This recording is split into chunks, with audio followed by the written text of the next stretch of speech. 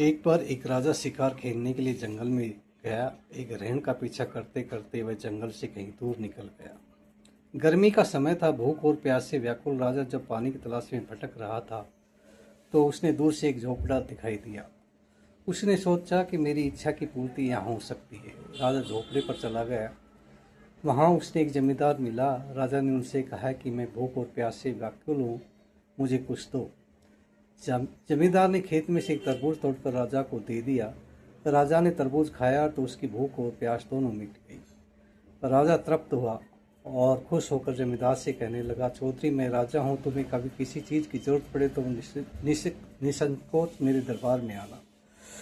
राजा चला गया। मालिक की मौज। कुछ समय बाद जमींदार को राजा से कोई काम पड़ गया। वह राजमहल में चला गया। जब जमींदार राजमहल पहुंचा उस समय राजा नमाज पढ़ रहा था। नमाज के बाद राजा ने हाथ उठाकर दुआ मांगी। जमींदार ये सब देखता रहा। जब राजा अपनी नमाज अदा कर चुका तो जमींदार ने राजा से पूछा कि आप क्या कर रहे थे। राजा ने कहा, मैं खुदा की इबादत कर रहा था। उसने दुआ मांग रहा था कि मेरा अमुक काम हो जाए, मेरे राज्य में शांति रहे आदि। यह सुनकर जमींदार उठकर वापस चल दिया। राजा ने पूछा, भाई क्या हुआ? तुम तो शायद किसी काम से मेरे पास आए थे, तुमने अपना काम तो बताया ही नहीं, मुझे बताया ही नहीं।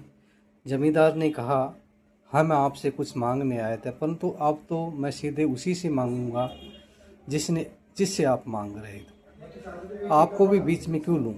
अब जब मांगते से क्या मांगना, हम मांगते बनकर दर दर की भीख मांगते हैं। तो वो वहाँ से राजा उसको खूब रोकने की कोशिश करता है, लेकिन राजा की आज्ञा रहित होकर वो आगे चल देता है और ये कहकर कि मैं उसी से मांगूंगा जो देने में सक्षम है, क्योंकि आप भी उसी से मांग रहे, मैं भी उसी से मांग सकता हूँ। तो कहने का मतलब है कि हम दर दर की ठोकरें खाकर इधर उधर भटकते हैं। मालिक हमारे अंदर में बैठा हुआ, मांगना है तो हमने मालिक से ही मांगना है, क्योंकि इधर उधर मांगने से क्या मतलब, क्योंकि जो पूरा देने वाला सक्षम बैठा हुआ है उसको हम भूलकर दूसरे से मांगने की कोशिश करते हैं तो क्या मिलेगा? कुछ नहीं मिलेगा, क्योंकि जो तुम्हारे दिल के अंदर बैठा हुआ है, तुम्हारे अंदर बैठा हुआ है, वो एक मालिक है।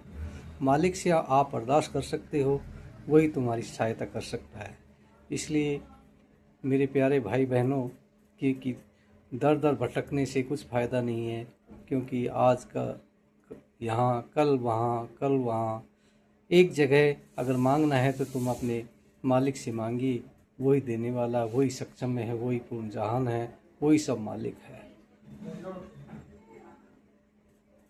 जय श्री राम, जय श्री राम।